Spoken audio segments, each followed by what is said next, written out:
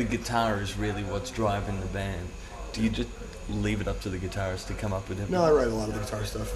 I grew up, playing piano, and I taught myself guitar. And a lot of the things that our guitar players love is that like they've been taught in guitar a lot, and sometimes they have so much knowledge that it's like hard for them to go back and write something really simple.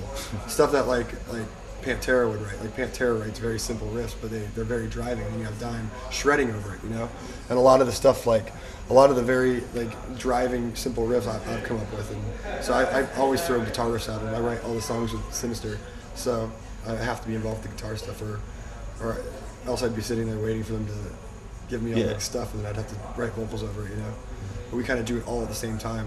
Like we'll say, okay, well, let's make a melody over this riff, and we'll work on the riffs and work them out. And then a lot of times I can sing something to him, and Sin can just play it. And that's what's so great about it. I can say, okay, I want to do something like this. He'll just throw it out there because he can play anything, So it's like a really cool working relationship we have. Yeah.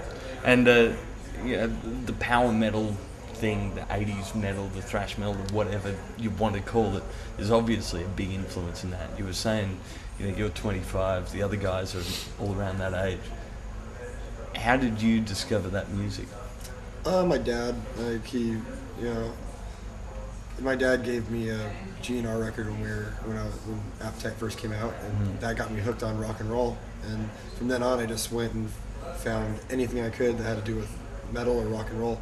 We'd do the BMG. I don't know if you guys have those here. The BMG, 8 CDs for a penny, and it's the thing where you send them into the States, and you for a penny you get 8 CDs, and it'd be all heavy metal CDs, and we just pick them out randomly.